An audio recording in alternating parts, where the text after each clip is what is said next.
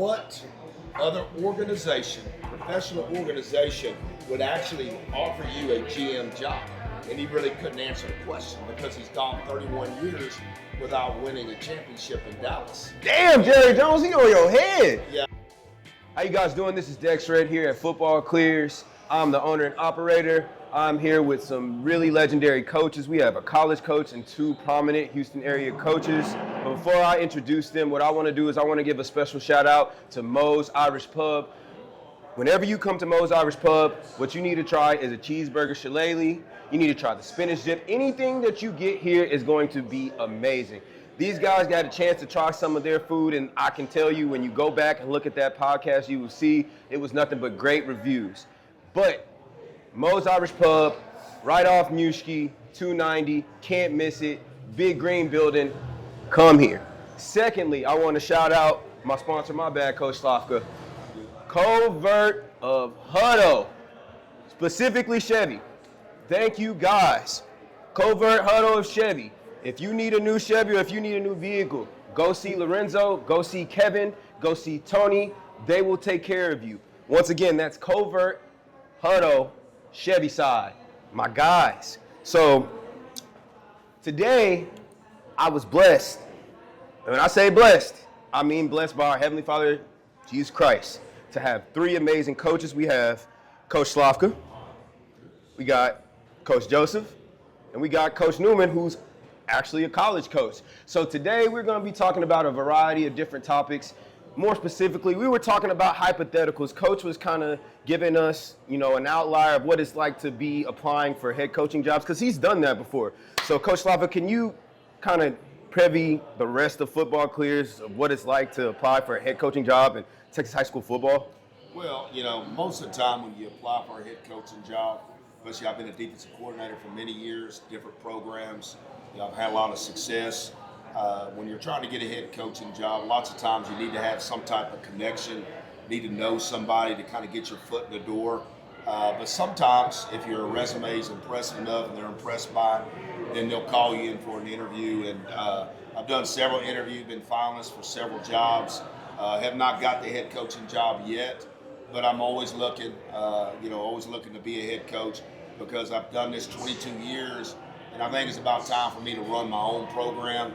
But no bones about it, I really enjoy what I do, and I enjoy being a ball coach. I enjoy being a defensive coordinator. And if it's God's will, if it's His purpose for me, then it will happen. Well, I'll say this, Coach. I've been around you. I've been on the same coaching staff as you. You are one of the most brilliant defensive minds I've ever been around. And I've been around a lot. And I've been around a lot that are not. You're better than most of them. Coach Joseph is laughing right now because me and him were actually on the same staff at one point, and he knows exactly what I'm talking about. But Coach, right now, you're at North Shore, fresh off a state championship. Tell us what that's like, because you're a two-time winner. Talk to the people. How does it feel to win a state championship? I mean, it's a surreal feeling. It's like you put in all this work, and it's like you finally get a visible achievement of what all your work has amounted to. At some point, your season's going to end and the seniors are going to have to move on. And you're going to have to do it again. But to actually see something at the end of the road is a much different feeling. We made it in 23 and, we came up empty-handed. I mean, we got silver, and that just isn't our standard. And this year we came back and, we won it all. And I'm not a big emotion guy. I get the guys riled up and whatnot. I don't show a lot of emotions, but the second that running back dropped that pass, tears started coming out my eyes. It's just like we did it, Damn. And it's just like it's still it hasn't sunk all the way in, and it's been over a week. Even when I look at this hat, I didn't take this hat off for like 2 days. I'm not even a hat guy. I hate wearing hats just because I got so much hair that they don't really fit, but no, I'm gonna make this fit. And it's just like I hardly wear this ring from the first time. But sometimes you have to just revel in your success and just see all your hard work come to fruition. And it's just like it's just a word. It's something you can't put into some of y'all here are married, right? I'm sure it's probably 10 times better than whatever that day was. I'm sorry. I'm not married yet, but I'm pretty sure it's like 10 times better than whatever your wedding day will be. You know, especially like you're at the top of your profession at your level, you know, and it's just a different feeling that you can't really describe. Well, I tried my best. You know, that's what I got for you. I'll say this. You did an amazing job, Coach Joseph. Like I said, you're the reason why I actually got a chance to move to Houston. Had I not known you, I would not be here. And what I'll say is this, is watching you grow and develop as a coach throughout the years, I'm extremely impressed. Because when we were coaching together, you would always talk to me about going to North Shore. And I didn't understand. And then a ring later, I'm like, damn, you're right. You was right. Even though we had an opportunity to potentially win one, because we did win a district championship, I will say this. Everything that he said about that program was true, and that ring is a testament to it. But I'm going to bring it to you, Coach Newman, college coach. So tell him real quick. I want you to talk to the camera and tell us exactly where you're from, what position you coach, and why these two gentlemen can actually help you, because y'all are all connected to Houston. Absolutely.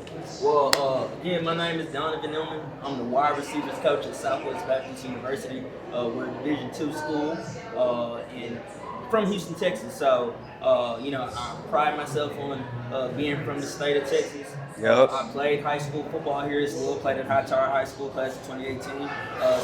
Go Hurricanes always. And also too, You got to clap. They clapping for you. You got a hurricane in here. Oh, there we go. Yeah. But I say that to say that's a big reason why I got into coaching. Being able to be around a lot of great coaches during my time in high school led me to go on and play collegiately. Started off at East Texas Baptist University and then transitioned to North American University. It's where I finished off and got my degree. And from there, my career took off at Houston Christian University. I was there for 2 seasons and was around a lot of great people. I think that's the big thing that I took away during my time at Houston Christian. Learned a lot from some great coaches that are at some big time places now, and had a chance to be at Houston Christian when we had our first winning record ever in school history. So just being part of that. Shout out, dogs. Southwest Huskies. You know what I'm saying? So I say that to say, man, really was fortunate to learn a lot there. From there, went on to Millsaps College out in Jackson, Mississippi. That's where we met. That's where we met. At Bridgeland High School. Yep. Check out Bridgeland that day. So, I'm very fortunate for what you've done for my career so far. I haven't done anything. That's, like I said, always showing love. Shout out Football Clears. Yes, sir. Yeah, during my time at Millsaps, it was a great time. Shout out Coach Lechtenberg, who gave me the opportunity to run my first room, coaching the wide receivers. We turned that program around. The year before was a 1-19, going on to finish over 500 that next season, and they're still successful now too, having a pretty darn good record this year as well. So glad to be able to leave something better than I found it. And obviously they're still doing some great things there, but obviously with college football and ain't about what you know too. Had a chance to be around some great guys, and it's a big reason why I got to Southwest Baptist University. Coach Hanson reached out when he got the opportunity to land in Bolivar, and the rest is history. So kind of rebuilding the program at SBU right now, and a big reason why I'm here too. I think we have a great chance of recruiting a lot of athletes from the state of Texas. We got a bunch of kids that is from the state of Texas as well, from the DFW, Houston area as well. We got our best offensive lineman, who was an all-conference player for us this year, played at Deer Park High School. So Wade Moore, who we look forward to getting back this year too. So the retention's good at that aspect as well. So we plan on doing that also. And of course we want to recruit the state of Missouri, because that's our backyard. But we do know that if you have a couple Texas kiddos on that roster, it can make or break your season quite a bit. So say that to say that's a bit about me. And like I said, just very humble, very blessed. Like I said, all the glory goes to God at the end of the day, because like I said, if it wasn't for him, I wouldn't be where I'm at today. Shout out Jesus Christ. So thank you, Coach Newman. Thank you, Coach Joseph. Thank you, Coach Slafka, for that introduction. Once again, I am Dex Red. Well, look, once again, we don't fake nothing here. I'm not a faker. Coach Joseph obviously not a faker. Neither is Coach Slafka. So we about to get right into it. We're going to talk about some NFL. So if you guys don't know, I influence Mo's Irish Pub, and there was one segment I have called Piss Off a Dallas Cowboys Fan. I had a segment where I would go around Mo's Irish Pub and ask Dallas Cowboy fans just random questions. And there was one fan that he said something to me that was so profound.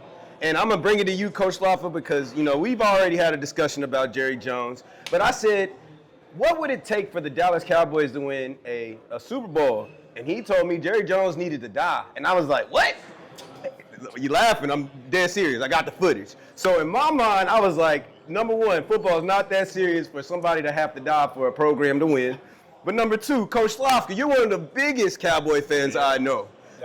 Die hard. So I'm going to ask you, what does it take for the Cowboys to win a Super Bowl? Okay, so we're back. So Coach Slafka, what I was going to talk to you about, obviously you got to hear my rant about how, Jerry Jones might be in the way. You shaking your head, you might agree. So what does it take for the Cowboys to win a Super Bowl? What it takes is, Jerry Jones needs to step out of the way. I think he's a great owner. I think he's a great businessman. He did a lot of things to generate, money for the Dallas Cowboys, and actually had a lot of great ideas, business ideas, and business models for different organizations. That's why he's got a gold jacket. The problem with Jerry Jones is, he wants to be the GM, and he is the general manager, but there's nothing that holds him accountable. Okay, he's going to make $400 million a year, let's say, if he goes, 6-10. If he goes freaking 10-6 or whatever, has a winning record, goes to the playoffs, he's going to make $400 million. So if he loses, nothing really happens. So there's no accountability. And again, I remember listening to an interview by a reporter named Dale Hansen that asked Jerry Jones what other organization, professional organization, would actually offer you a GM job. And he really couldn't answer the question because he's gone 31 years without winning a championship in Dallas. Damn, Jerry Jones, he on your head. Yeah, and the thing is Jerry needs to hire a GM. He needs to use McClay a lot more, because I think he has a great eye for talent. But if he doesn't want him to be the GM, then hire somebody that's got Cowboy pride, that's got the intel to be able to do it, like a Troy Aikman, Emmitt Smith, somebody. He needs to get those type of guys back in the organization so you have that Cowboy pride, because right now the Dallas Cowboys are living off of what, those players like Michael Irvin, Troy Aikman, Emmitt Smith, Jimmy Johnson, did in the 90s. And so they're still living in the past. And the only way you're going to get better is you got to start thinking outside the box. You got to shake things up. You got to make changes. That means he needs to take a step back and actually let somebody else be the GM and hold them accountable. So I'm going to pause you right there. Coach Joseph, we're going to change the question for you, so I'm going to come to you last. Coach Newman, I'm sorry. You a Cowboys fan. Big time Cowboys. Do you agree? Jerry is the business owner. He can do what he wants to do. Ooh. So I'll say that much. But I would definitely say for me, just from a coaching standpoint, because I'll speak about the ball standpoint of this.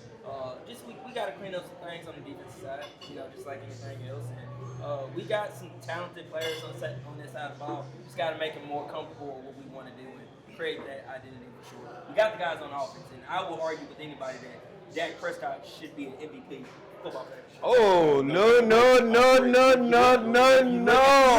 If you look at statistically, no, I can't let you. An MVP can't come from a non-playoff team. I don't give a damn. Well, I understand that argument too. Yeah, statistically, 110%.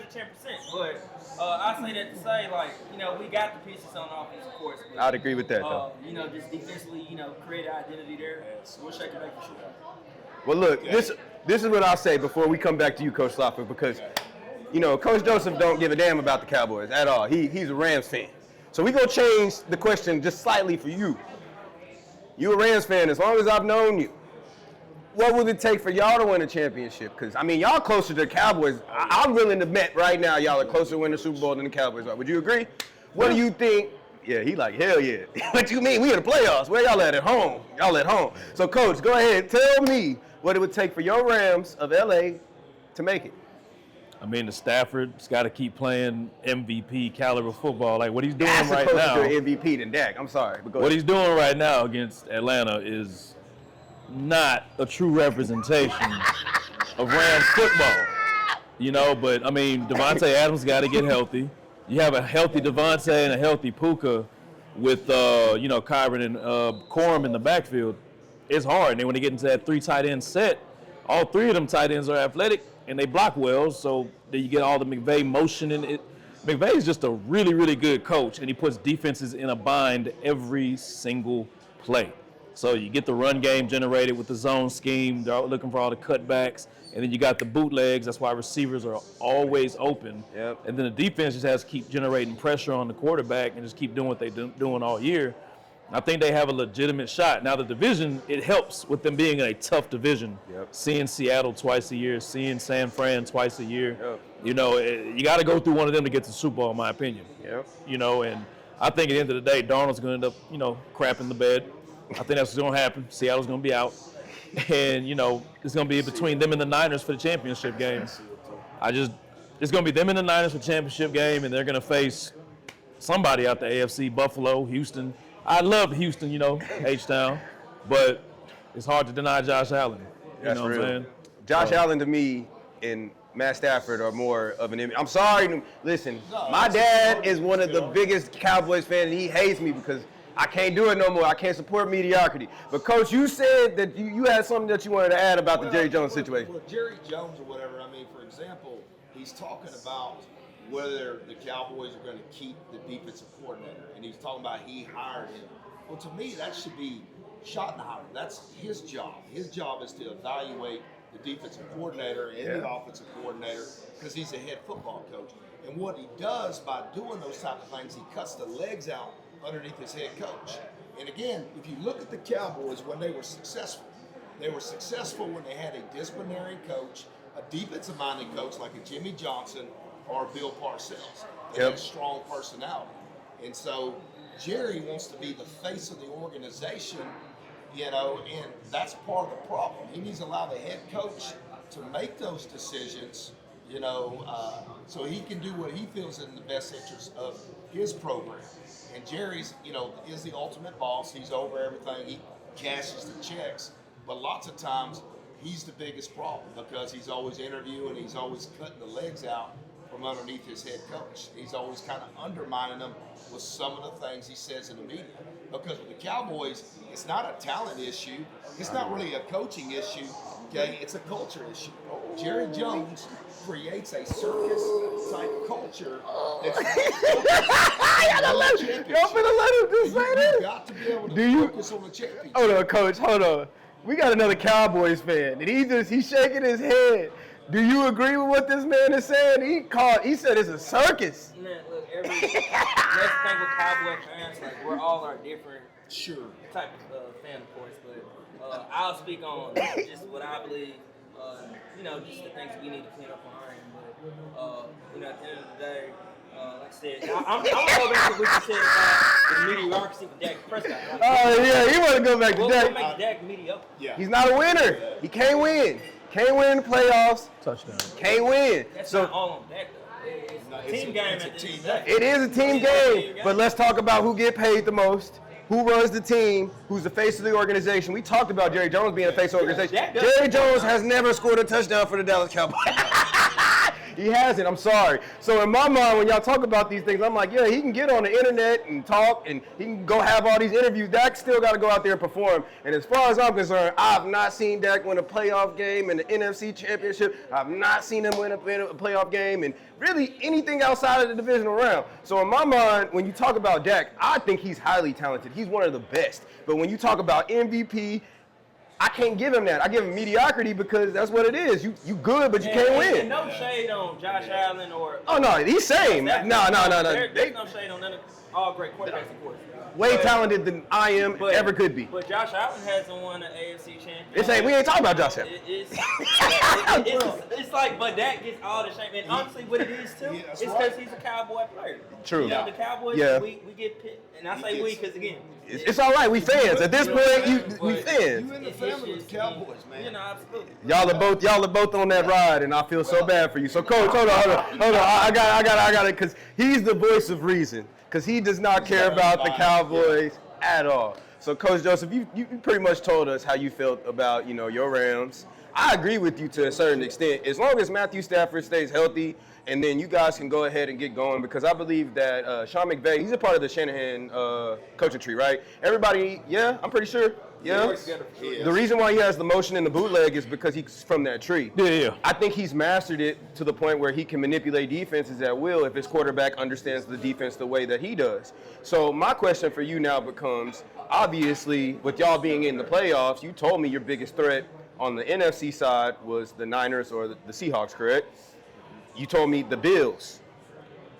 What is the likelihood that y'all win? Would you be willing to go on record right now and say that y'all can win the Super Bowl? I think they can. I think the Rams can win the Super Bowl. They have a legitimate shot. I mean, they're the number one contender right now, according to all the sports books out there. And Vegas is hardly.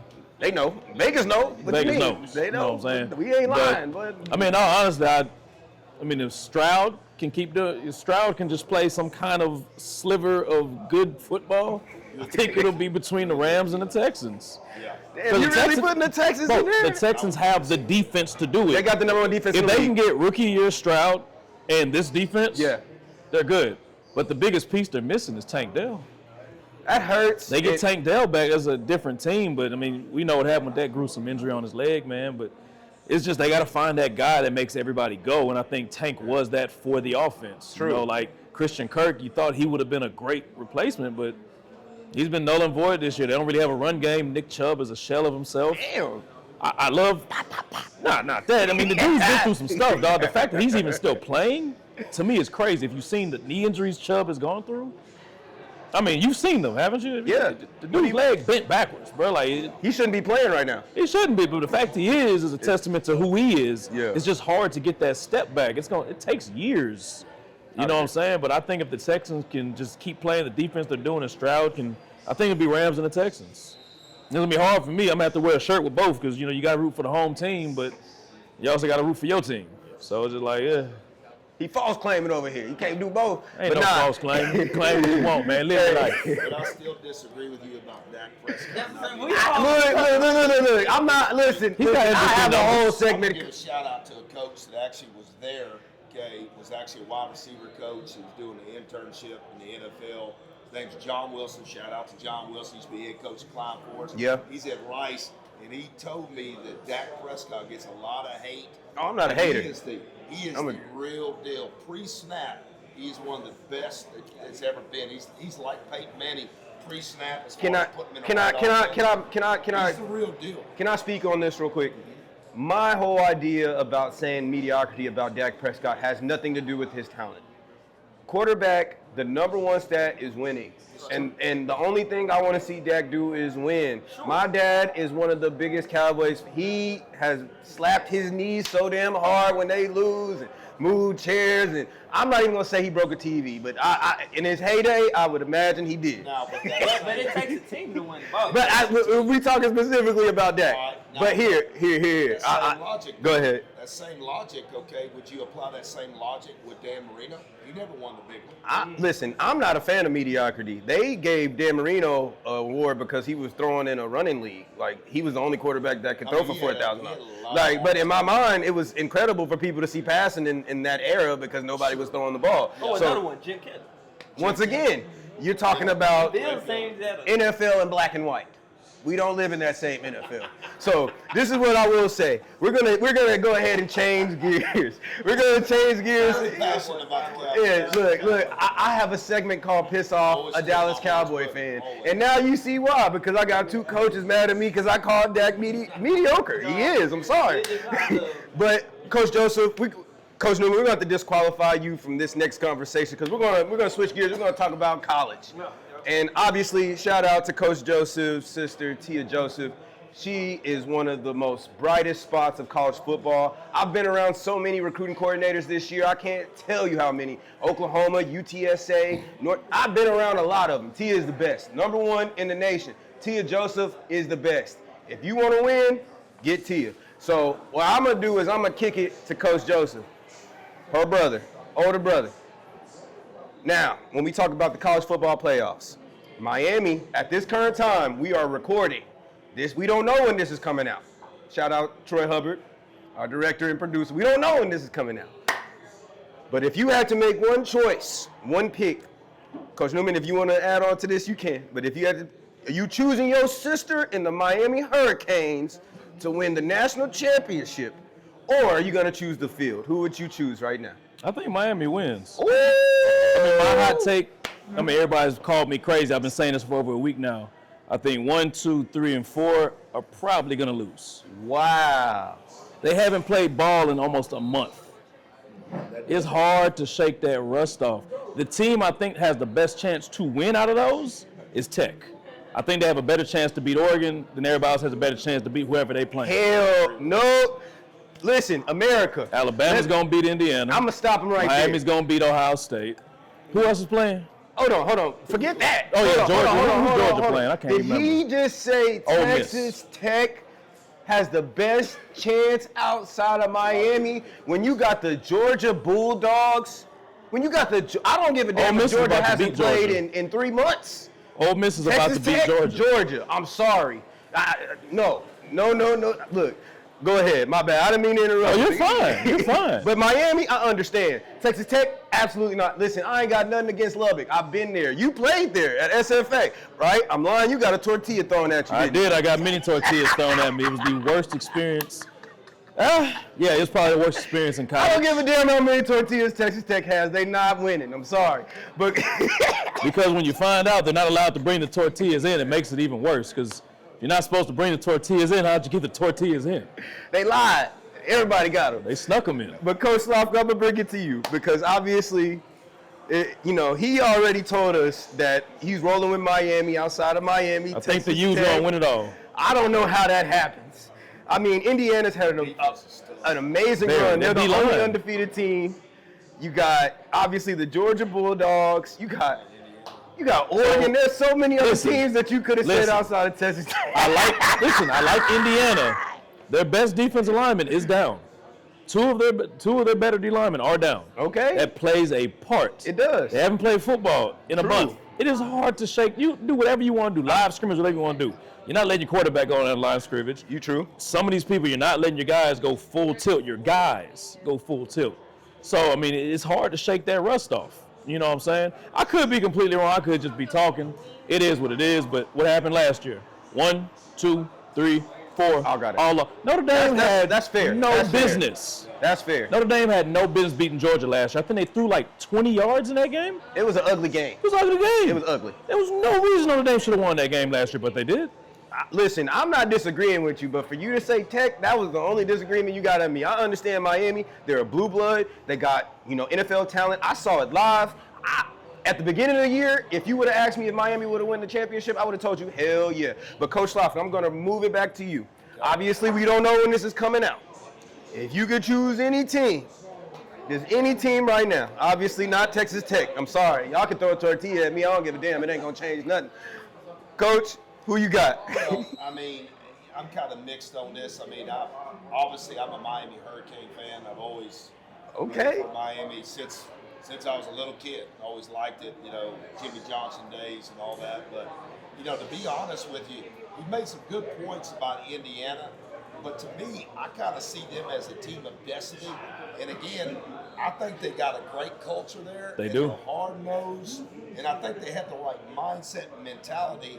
And I think their quarterback's going to be the future #1 pick. I think Wow. into the championship game. I think Indiana somehow, some way, He's going to find a way to win. Get there. I like Signetti. I do. All right. This is what I'll say.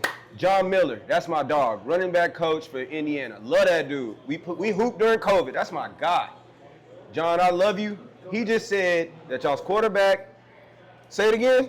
Yeah, I think the quarterback's going to be #1 pick in the draft. I don't see that. So, #1, I just had to, John, I love you. You my dog. Don't see it. I don't. Who is then? Listen, you got, not you. Who's the #1 pick then if it ain't him? I don't think that this is a quarterback draft. I feel like. It isn't, but the NFL's a quarterback-happy league, and they reach every year. I feel that. Now, if we were to go off of those bases and we were going to change it, we're going to change the narrative of this conversation just because you asked me that. If you had to ask me, right off the top of my Bang from Miami, I saw him. Raiders don't need a pass rusher. It doesn't matter. You take the best player available. When I say that I feel like he could be a generational pass rusher like Myles Garrett, and he can play literally any position on the D-line. You can put him at interior. You can put him at edge. Shit, my bad. Bleep that out, Troy. We got that? Good. I feel like if you let him lose a little bit of weight, he might be able to get out there and cover the flats. So in my mind, with that kind of athletic ability and his size, I don't care if the Raiders have Max Crosby or whoever gets the number 1 pick. You pick the best player available because you want to win. But in my mind, like I said, I want to bring it back to the normal. You asked me my number 1 pick, Fernando. What's his name? Fernando Mendoza. Yep. I saw them games. I saw like a stat that said he got most of his yards and touchdowns on like the lower tier Big Ten teams, and when he played the upper tier Big Ten teams, he had more interceptions and less completions. But found a way to win. But that once again is a team game. We can get back on Dak, but I'm not gonna do it. Look mad. I'm sorry, D-New. So who you got? So we got the U. And you know what? I chose Texas A&M foolishly over I Miami. don't know why you did that. They ain't done nothing. Yeah. I'm going to have to go with the U. So, D-New, in order for us to get you back into the conversation, H-Town representative, where you say you went to high school at? Hightower High School. Baby. Hightower, Fort Bend. Go Hurricanes. Go Hurricanes. So, I'm going to switch the conversation up. We're going to talk a little bit of Texas high school football, so you can hop back in it. Once again, this is Dex Red. We're back at Mo's Irish Pub. I'm here with 3 legendary Houston coaches, one being a D2 college coach. And I'm going to start with you, Coach Newman. We talked a little bit off camera about, the state championship game. Obviously, Coach Joseph just came fresh off of winning one. Congratulations once again, Coach.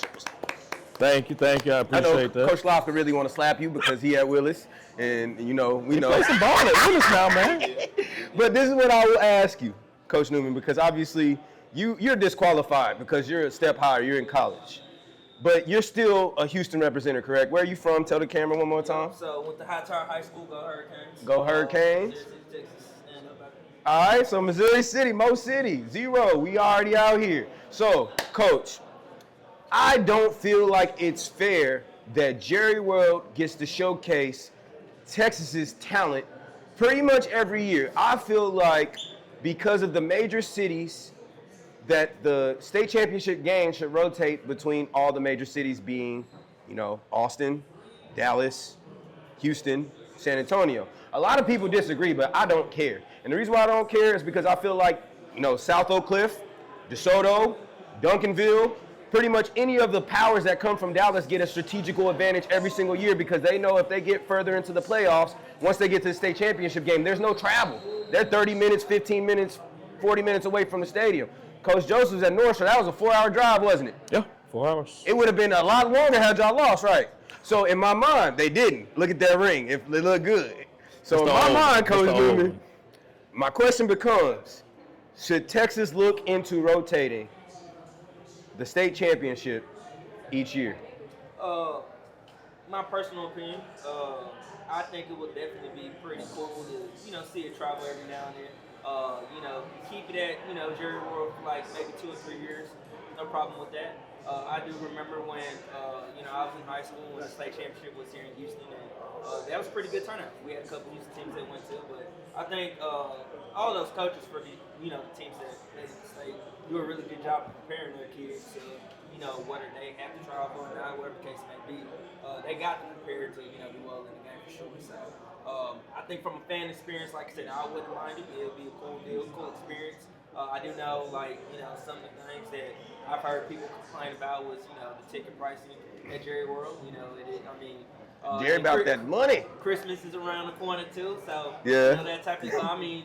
NRG will do the same. The experience will be great just seeing it from different places. But me personally, I have no issues with it being in Jerry World. Wouldn't mind it being at NRG. Wouldn't mind it even seeing it play, in Austin, UT Stadium. So I say that to say I think it'll be great for the fan experience. But again, I am a Cowboys fan, so seeing that story, man. Obviously, big Megatron on top of the stadium. I know that's a great feeling, Coach. I know you guys had the pleasure of doing that. Yeah. I could definitely, attest. Like I had a chance of, watching North Shore during my time coming out here. Actually, where I met Coach is bumping into him when their JV kids were still, getting reps in on the field. Like I'm like they can be with the varsity guys watching film and stuff getting better, but it's like what service does that do for you guys? Like get better, you know what I'm saying? So just seeing that and then having to be a chance to be on you guys' stance. Like I mean the parents, the fans, they're all like you can tell like it's just the culture is different. And I mean you guys went against some pretty talented teams. I saw you guys play Ridgepoint and some of you guys play Dixon. Both are very good. Very good teams. Very good teams, especially on paper for sure. So I'll pause you right there. I said that to say it was, you guys did your thing for sure. I appreciate that, So man. I I'm appreciate gonna pause that. Coach Newman right there. I'm gonna say what he can't say. He wants the state championship to be at Houston. Sometimes, Jerry Jones, it's okay. But Coach Slafka, you are a legendary DC from the Houston area. Would you like to see the state championship rotate, or are you fine with it being in Jerry's world? Well, I mean, I like it in Jerry World. I think it's a great venue. I mean, it's top flight facilities, but I do think it gives a lot of the Dallas teams an advantage, and I do believe it would be better if we rotated maybe every 3 years. San Antonio, Austin, Houston. I know most people want to play in the dome, but to me, weather is part of the game. I mean, you have to have a strategy, you have to have a plan to be able to adjust in inclement weather. And a lot of people, they want to play in that nice atmosphere in the dome. I get that, but to me, I think they should rotate it. By the 4 major cities, and I think that to me, it would help everybody else out and give more people an advantage. Instead of always having to go up to Dallas, because I remember playing DeSoto, and I played them 3 years in a row. Very good program, a lot of respect for them, and we're sitting there waiting outside. Jerry's practice facilities, the start. And we're sitting there waiting, and we just drove 4 hours. Well, DeSoto pulls up, they're from Dallas, and they had like a 30-minute drive. They let them in right away, and we're getting pissed off because we've been driving 4 hours, and we're sitting there waiting to drive into the facilities. And so from that standpoint, because they have such a shorter drive, they have an advantage. And that's where I would say it would be better to rotate it and to get more cities involved with the championship. Thank you, Coach Slafka. So, Coach Joseph, you're fresh off of 2 state championship runs, because last year y'all made it. Obviously, you came away with silver. 2 years ago. 2 years ago. But then last year, y'all, 1 game away, 2 games away? 1 game away. So you know what it's like to have a grueling season back-to-back years and then have to travel all the way out to Dallas to play the last game. How would you say the state of Texas should handle the state championship game? Well, first and foremost, we've had to go to Dallas multiple times because we had to play South Oak Cliff out in Dallas, and then last year we had to play Crowley out in Dallas. So when you have to play that game in the same day on top of the travel, it just throws everything off. Your routine's different. And they're teenagers, so it's like, for us, it's cool. It is what it is. For those kids, and you take them off their routine, you make them do things they haven't had to do in a minute, it's going to be tough for them, So I think, yes, it does give those Dallas schools an advantage, but I also think other stadiums need to do better. I've coached at NRG, and I've coached at Cowboy Stadium. Getting into Cowboy Stadium, better. The accommodations before the game at Cowboy Stadium, better. Everything they did at Cowboy Stadium was much better.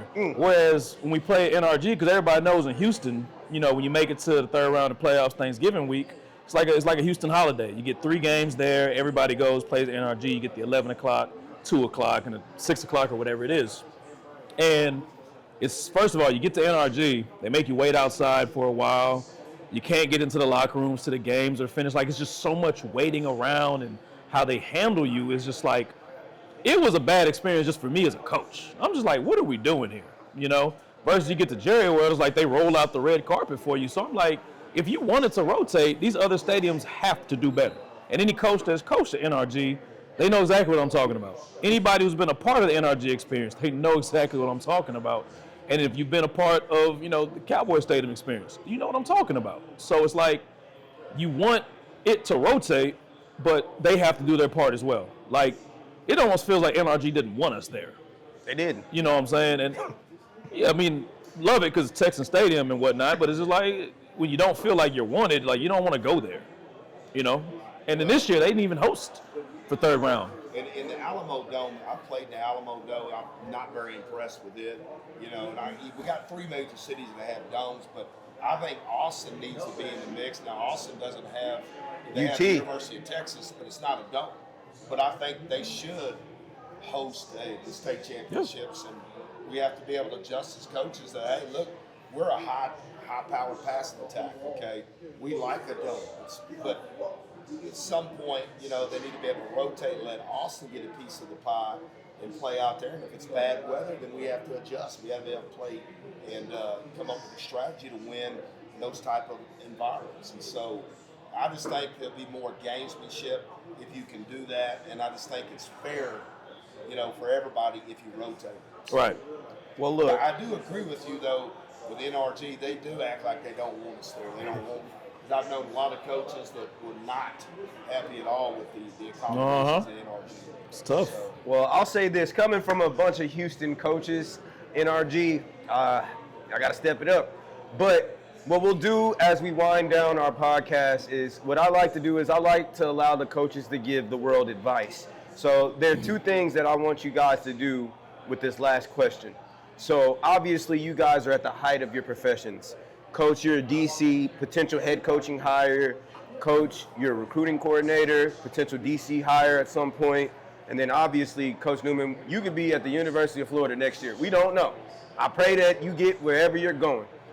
But a lot of people don't know what it's like to be a coach. But then at the same time, you as a coach, you have to dip down and recruit kids.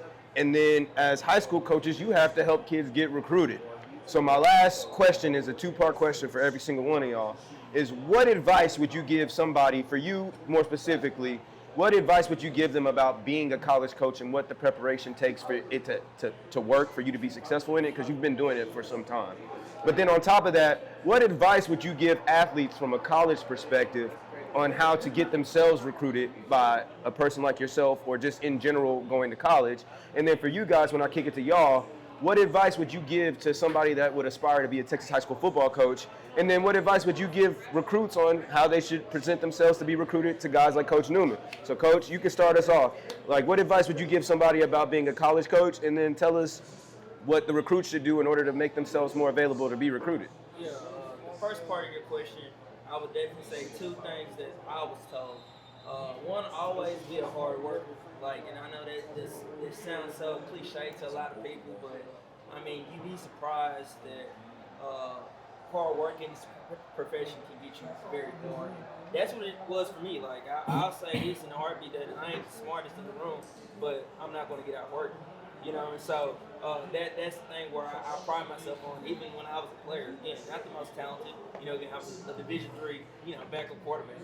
But I was going to, be a team player. I was not going to get outworked.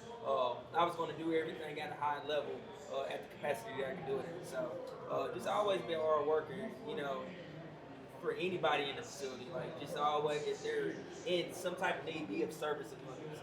Because it's the same when coaching the kids. Like, you're in service of them. And that's a big reason why we, have this great opportunity of coaching. The second big thing is definitely do right by people. For example, like, when I met you at Bridgeton High School, like, I didn't know who you were, and, man, you just asked, can you do this one thing for me? And I helped you out, you know what I'm saying? First college, hold on, can I pause you right there? Football Clears at that moment had about 15,000 followers. At that point, I was just trying to get contacts with college coaches. Coach Newman was the first college coach that I met. He didn't know that I was a former Texas high school football coach doing media. And when I met him, I was like, hey man, can you do a drop? There was two coaches there. Shout out Kanata at Lamar. He did it as well, but those were the first two college coaches that I met outside of me being a Texas high school football coach, that they didn't know who I was, but they knew me as media, and they did what I asked. 2 years later, I'm one of the biggest media platforms in America, and you're right, always do well by people, because you don't know who somebody's going to grow and become. But go ahead, Coach, I didn't mean to interrupt you. I just had to tell a story about how we met. Shout out to Football Clears. Yes, sir! But, I'll add on to that, too, that, man, you never know, because, like, for example, if you have a GA that works under you, you do right by him, taking care of him, putting him in positions to grow and be successful as a coach. Next thing you know, he gets a job now. He's hey, coach, I need you. You know what I'm saying? Like, you never know where this thing can go. And so I always do right by people. Those are my two big things. Is always be willing to work hard and do right by people. Two big things. And then Recruiting. as far as, from the student-athlete standpoint, recruits just, more than anything, just carry yourself like a professional. If you can learn to do that at an early age and carry that over, getting into college and finishing that off once you get done playing. Because again, at the end of the day, this is going to stop at school. You're not going to be able to, wear a football helmet forever. So you got to be able to carry that over into the real world. And, True. I mean, that's a big reason. Like, again, we do this in coaching. Like, as much as we're competitive, want to have fun and win ball games, like, it's about helping young men be successful in this world. You know what I'm saying? And so just always carry yourself like a professional. Don't go into DM get like, what's up, bro? That I'm telling you now, I will not respond. Would you do that to Nick Saban if he was to see you? Like, it goes so many different ways. Would you do that to a multi-millionaire if he's trying to offer you a job? You would not do that. Again, carry yourself, but also be yourself too. I'm not saying you got to act a different way, but be true to yourself and carry yourself as such. Like, okay, you're a college football player, carry yourself as such. You carry yourself at a high level. Oh, I'm an A/B student. Well, carry yourself in that manner. You know what I'm saying? Hey, I'm the best football player in the world. Okay, I love the confidence. Carry yourself in that manner. Be a professional in what you do. So that's my advice for student athletes. Definitely be a professional for sure. And if you can understand that now, that's going to take you so much further in life for sure. On and off the field. Wow, Coach, that was actually profound, and I agree with literally everything you said about how recruits should present themselves. You are an entity, you are a business at that point. How do you want to be represented to the public? Coach Joseph, I'm going to move to you. Obviously, you're a state championship winning coach 2 times. Got to say 2 times. Sorry, 2 times. I might have to just call you 2 times. But Coach, realistically, what advice would you give somebody that would want to be in your position, that would want to be a Texas high school football coach with the opportunity to win a state championship? What advice would you give them? The best advice I would give, don't take a job just for the title. Some people will turn their nose up at certain jobs because it's not the title they want. But if it's a chance for you to grow and learn, then, every opportunity is going to be a great learning experience if you're in it for the right reasons. If you're going to a place just because of how it looks for you, it's not going to turn out well. Like my first job, I was a 5th grade biology teacher just because I could not get my foot in the door anywhere. And then from then on, Coach K gave me a shot at Cunningham Middle School, which feeds in the North Shore. And being a former collegiate player, middle school, I want to do middle school. I want to go straight to varsity, but you have to humble yourself and understand playing and coaching are 2 different things. And when people give you opportunities, you have to take it. So Coach K really gave me my first opportunity at Cunningham Middle School, and I took that and I ran with it for 2 years. And then, I started getting that itch. It's like, hey, I need more of a challenge. What can I do? I was at the school on the weekends. So if you're aspiring to be a varsity coach, especially if you're at the middle school level, show up on the weekends. Show up for the extracurricular. We would do our assignments on Friday. We'd go out scouting. Saturday, I would come turn it in. Sundays, I was up there with the staff learning. Michael Gwynn was the defensive line coach at the time. He's now at Oklahoma State. And I learned a lot from him in my time at the middle schools. And then, he actually got up to Texas Tech after they won state in 18. So that's when I saw everything was possible. And then, now I'm under Coach Sean Wynn, hell of a defensive line coach. He's probably the best defensive line coach I've been around, I've worked with, just intensity, his passion. I've learned a lot from Coach Wynn, me being young and him, teaching me the game. So, you can't always go into a room thinking that you know everything also. So the main things I would say, don't take a job just for a title. Make sure you go somewhere where you can learn and grow, whether it's middle school, whether it's elementary school. It doesn't matter where it's at as long as you're going to be able to learn and grow, And then the second thing is you're not the smartest person in the room. You need to carry yourself that way. You can always learn something from somebody. Yeah. You can learn something from the janitor. Doesn't matter. Somebody in that building can teach you some type of lesson, and you have to have an open mind no matter where you go. And then as far as the recruiting aspect, he hit it on the head. You got to carry yourself as a professional. Kids have DM'd me thinking I was a college coach. And the way they talk to me, I'm just like, I can't read any of this. Can you give me a complete sentence? Like, just think of it. I don't know you, and you're giving me jumbled up words. How am I going to trust that you can function on a football field? You know what I'm saying? You have to carry yourself as a young man first and foremost because that's what you're aspiring to be.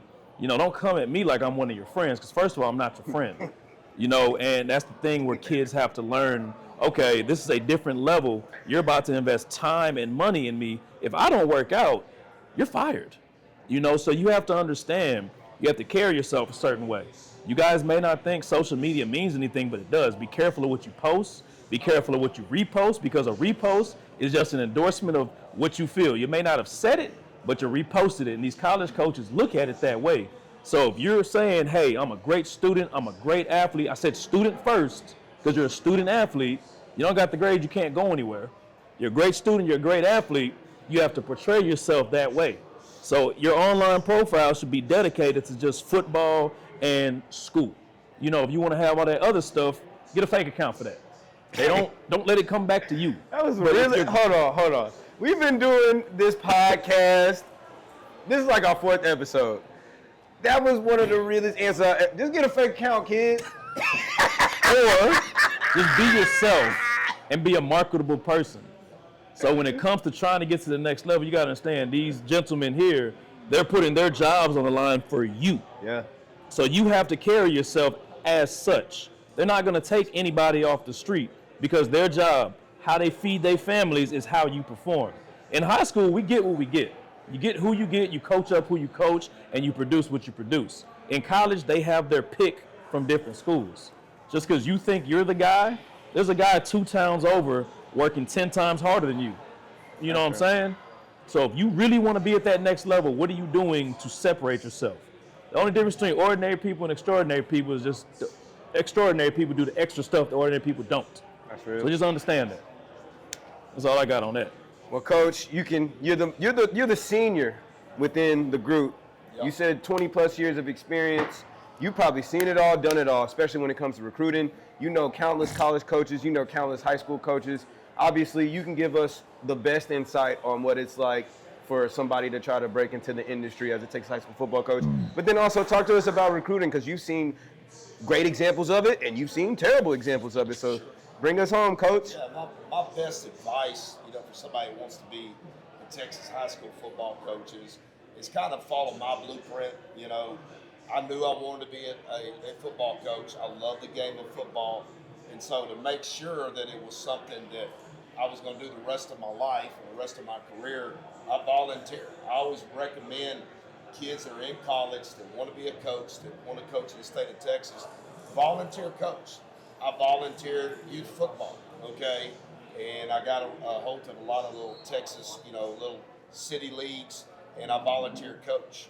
I played in the NAFL, okay, which is a league that dissolved, okay, and then I eventually, was getting banged up, getting injured, so I decided to coach. I had some players that taught me to coach. And when I did that, it reinforced how much I loved the game, because really coaching at that time to me was just as fun as playing, and it just drove that love for the game, and it made me and it propelled me to finish my degree because I wanted to do that. And so my advice is, if you want to get into this, okay, you need to be 100% into it, okay? 'Cause I see a lot of coaches, young coaches that get into it and they're gone in 2 or 3 years because they can't handle the grind. To be a coach in the state of Texas, you have to love it. You have to love it. You have to be passionate about it. It cannot be just a job. If it's just a job, you're really not going to reach your full potential as a coach. And so my advice is make sure this is what you want to do and you have a passion and you love it. And what I did was I went to, a lot of clinics, talked football with a lot of college coaches, high school coaches, volunteered my time. And again, it just reinforced, what I needed to do to be a Texas high school football coach, because I wanted to be successful. I wanted to be good. I don't just want to be there, but some just want to be there, and just, hey, I'm a coach. But if you're going to do it 100 miles an hour. Be 100% into what you're doing. And then the last part of the question would be recruiting. You've seen a lot. I know you have. What advice would you give the recruits on, presenting themselves to putting themselves in the best position to win? What I tell them, the main thing, you want to play Division I ball, you want to play Division II ball, whatever it is, you got to practice like you're D1. You got to practice to be elite. That's the biggest thing that I emphasize to my players is, okay, you can't just go through practice, okay, because lots of times the college coaches, they got access to your practice. Okay, they ask, how does this player practice? And so if you're going to be D1, then you need to be D1 all the time, not part of the time. And so it's a mindset that, hey, when I set foot on the field, I'm going to refuse to get beat. It's going to be highly competitive, okay, and I'm going to practice to be elite. The next thing is they got to be able to market themselves, okay? You got to get your video out there. You know, you got to send it out. You got to make your highlights, okay? Give that to different people to get it passed out. But also, you need to go to college camps. You need to be seen at some of those college camps.